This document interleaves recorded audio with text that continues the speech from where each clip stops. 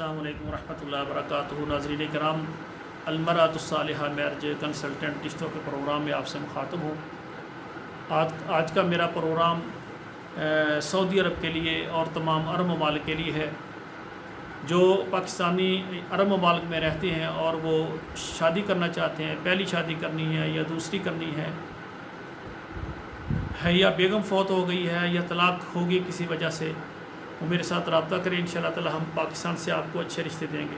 ہمارے پاس اس وقت پاکستان میں لیٹ میرج کنواری بیٹی کا رشتہ موجود ہے جس کی تعلیم PhD ہے، اور اسی طرح ایک BA ہے ماشاءاللہ، وہ طلاق یافتہ ہیں بغیر بچوں کے، اور ایک کراچی سے ہیں ماشاءاللہ، وہ بھی طلاق یافتہ ہیں لیکن ان کے پاس ایک بیٹا ہے جو والد صاحب کے پاس ہے۔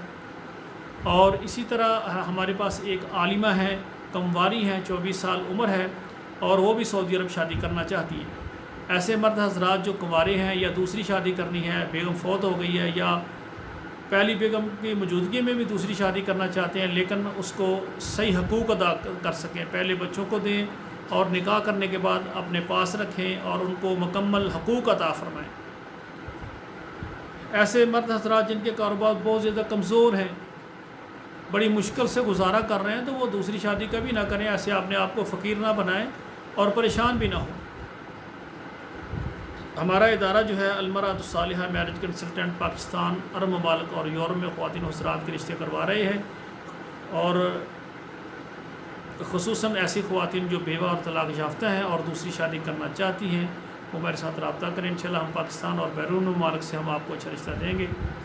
آپ جہاں سے بھی ہمیں دیکھ رہے ہیں، ہمارا چینل آپ کو پسند آیا تو ضرور سبسکرائب کریں، لائک اور شیئر کریں، اور کمنٹس میں یہ بتائیں کہ آپ کس ملک میں بیٹھ کر ہمارا پروگرام دیکھ رہے ہیں، اور جو بھائی ہمارے ساتھ یعنی رشتوں کے سلسلے میں ہماری خدمات چاہتے ہیں، ان سے ہماری گزارش ہے کہ واٹس ایپ نمبر پر آئیں اور ہمارا فارم پر کریں، انشاءاللہ باقی تفصیل ہم واٹس ایپ پر دیں گے۔ اور آخر میں ہماری گزارش ہے کہ جو بیوہ طلاق یافتہ خواتین ہیں ان تک ہمارا پیغام پہنچائیں تاکہ ہم جلد ان کے نکاح کر دیں اور وہ گھر والی بن جائیں۔ ہماری دعا ہے اللہ بیٹوں اور بیٹیوں کے نصیب اچھے کریں۔ والسلام علیکم ورحمۃ اللہ وبرکاتہ۔